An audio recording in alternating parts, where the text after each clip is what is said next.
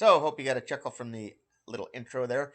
If you know what permaculture is, right on, carry on with the video with me. If not, maybe read this, pause, or move on, look it up. And permaculture is a lot of the basis of what I'm doing here with the gardens is going to be the permaculture ideals. There are ideas that will work here and ideas that won't, but for the most part, there will be permanent plants and that kind of thing, perennials that'll come back every year. I do want, like this picture, mature fruit trees and other mature plants in and amongst my gardens, but not cluttered like that. And in this example, in between all the gardens, the walkways, well, they're not full of life. They're clear and they're clean, and you can walk and move around.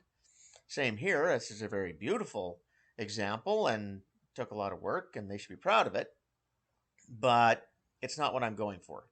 I might have some areas that do that and have some walkways a little bit here and there, like this does. But my design for my 12-foot gardens, especially, is going to be having the lawn grass with some wildflowers in between all the gardens. And that way, the soil food web and all the root space of all of that grass is going to incorporate itself with all the gardens, and there'll be life all the way around. I'll still be able to lay things out so I can have good production, and it'll be organized just like you're seeing here, and everything should work just fine. But again, in between the gardens, I'll have the grass, as you can see here. Now I'll be mowing the grass, and there will be some wildflowers growing in there, and I'll be bagging it and getting mulch and getting compost and being able to keep that continued and be self-sustaining with the garden space for the whole time that I have the gardens. And also, what's going to happen is there's a lot of space for air movement and for sunlight all throughout the days, for the sunlight to get around and get to each part of every garden. Also, having the mature trees, etc., will allow me to have shade places and areas of, for cooler temperature plants, that kind of thing. So that's kind of what I have planned. Here's an example of somewhere that's going to be fixed up a little bit to look nice and still grow food. Okay, so here we have the 12-foot gardens out in the half-acre field. And this is when I was building them, and I was gathering up all the leaves and loading them into the pickup box and bringing them over. So what I'm doing here is I have just built the second one, and now I'm going to move the boards that I've used and do my measuring, get ready for the next one, put everything in place, and then put the leaves down. Also, you'll see me later in the video here. I do drill some holes, and sometimes I use a shovel, and I'll be putting some biochar, some wood chips, some compost tea. Sometimes I even put some compost down just to get the ground ready. And really, I have to do this because this ground here is, I mean, we've got maybe a couple inches of topsoil, and then it's just hard rock clay. This was a horse pasture for better part of 30 years, and there was a lot of spraying done here to keep the weeds down and stuff like this. So I've had to, go through and deal with all that. Luckily, it hasn't been sprayed for about 4 years. And what I've been doing is picking up the grass, cutting all the grass and everything, and getting rid of it. So really, that should have pulled anything out of the ground that was in the ground still, as far as herbicides and pesticides, etc. So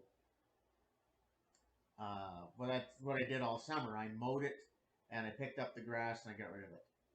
I did use it in some places around the yard for some mulch and things like this, but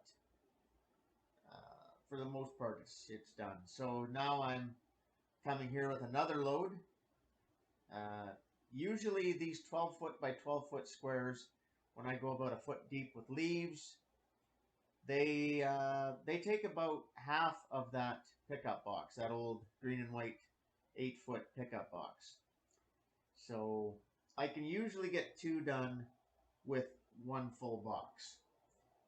This one, I don't have that box piled up as high as I usually like to get it, so that's probably just enough for one of the squares.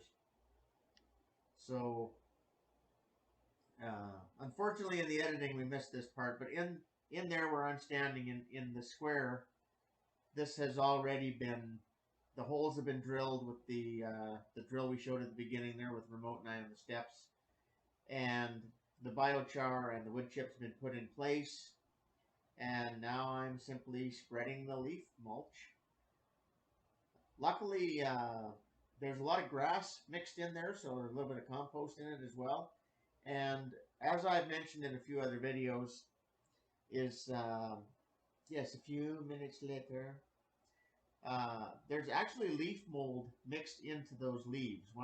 When I'm picking up those leaves from various areas around the yard, I'm actually able to go into a lot of the forest area and pick up leaf mold.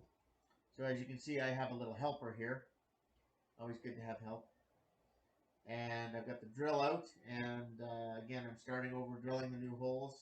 In that pail is the mixture of the biochar and the wood chips that are all mixed with the compost tea. On the catwalk, on the catwalk. Traveler does his little turn on the catwalk. Yeah, they keep me entertained. And so yeah, I do that. You know, I don't use lots and lots of these holes. Basically, there's probably a dozen holes in each of these squares. They go about a foot deep, and then I fill it up with the various biochars, like I said, the compost tea, everything. I'm hoping that that's going to be enough to get things started.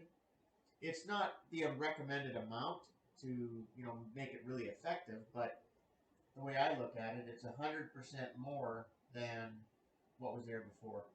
And as you can see, it's pretty cat approved. The inspections have been done. Traveler just took a little dig into one of the holes and said, okay, yeah, that looks good. Yeah, that stinky stuff is in there. Okay. Yeah. Here? There? He's not paying attention. Yeah, there. Yeah, okay, good. He said. You didn't hear him say it, but that's what he said. Yeah, right there. Drill the hole. Just hurry up. Drill the hole. On the catwalk. On the catwalk. Traveler does cat things on the catwalk.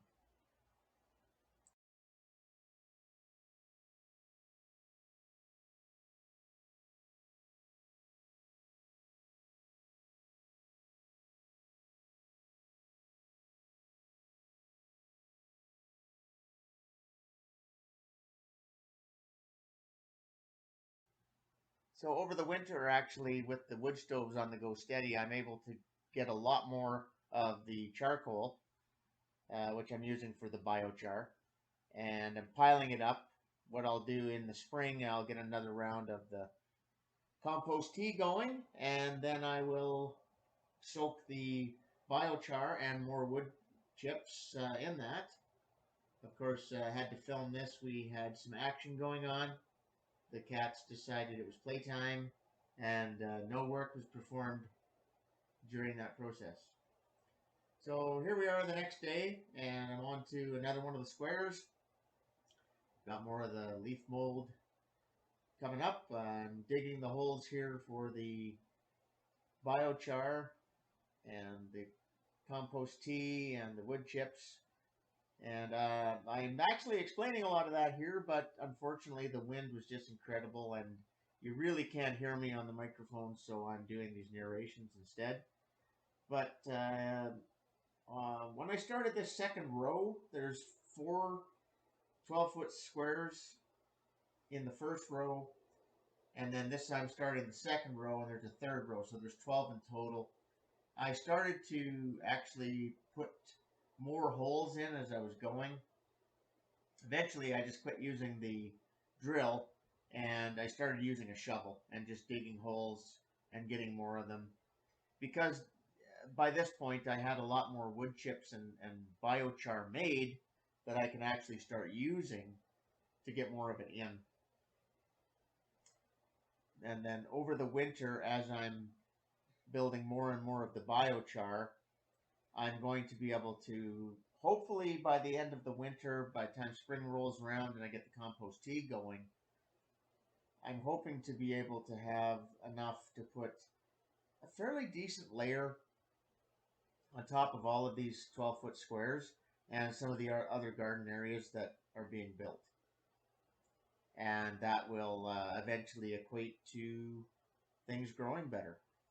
The next step in the spring is I will be spreading a couple inches or more of good compost on top of these, and then wood chips on top of that, and then I'll start planting plants and trees in here and getting the gardens going. So there we go. Hope you enjoyed the video. See you later.